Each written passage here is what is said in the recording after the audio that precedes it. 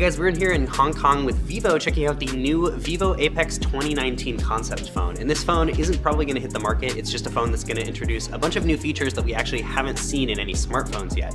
So the biggest new feature that is probably available in this phone is the full screen fingerprint reader. And this is pretty significant because on most phones you have to put your finger on a very specific part of the display, but on the Vivo Apex 2019, you can actually read your fingerprint on any part of the display. So whether or not you want to read it in the center of the device, read it on the top of the device, in the bottom of the device, it's fine. There's an optical sensor that is basically right below the display that covers the entire display, and so it shoots light up at your finger and you can unlock it from anywhere. Now the other major thing here is that this phone has no ports, and yeah, that seems kind of strange, and for those of you who are used to using USB ports in your phone, like every single phone that exists right now, that might kind of be an issue. So what they've done here instead is use this inductive charging port that is magnetic, and so they have this little cable that comes with the phone that you're able to slap on the back, and then it charges it via that. Now, this seems a little bit strange, but of course, I asked them about this and they said this is just a concept phone, so they want to see what it's like if phones don't have any ports or buttons. And of course, if this doesn't have any buttons either, then like, how do you turn on the phone? Well, on the side here, you've got capacitive buttons and touch buttons. So basically, you can turn up the volume and use your power button just by pressing the buttons here or by sliding your finger along here.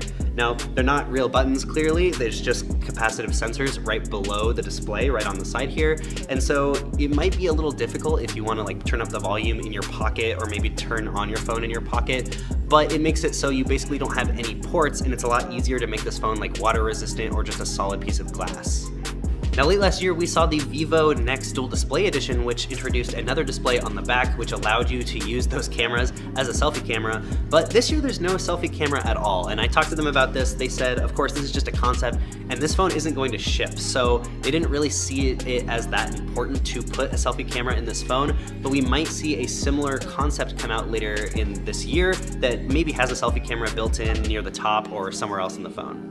Now the other thing that this phone doesn't have is any ports or grills. So of course there's no audio grill here. There's not a microphone to hear your voice when you're talking, and there's not a speaker grill to kind of put out sound when you're listening to music or on a phone call. So what they've done here instead is put the speaker right below the display.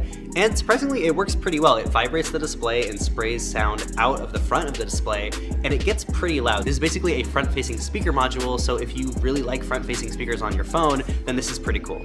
So overall, I really think this phone is really beautiful. It is a solid unibody display on the back, and then you've just got the display on the front. It's really nice that you can unlock it with your fingerprint anywhere on the display, and it's actually really fast. Vivo probably makes some of the best in-screen fingerprint readers that we've seen on the market so far, and they've rapid prototyped things like crazy. This is using the latest generation of those, and it seems to work very, very well. So if you want to learn more about this phone, make sure you head over to AndroidAuthority.com. We've got all the specs and details, lots of photos over there if you really love photos, and I will catch you in the next video.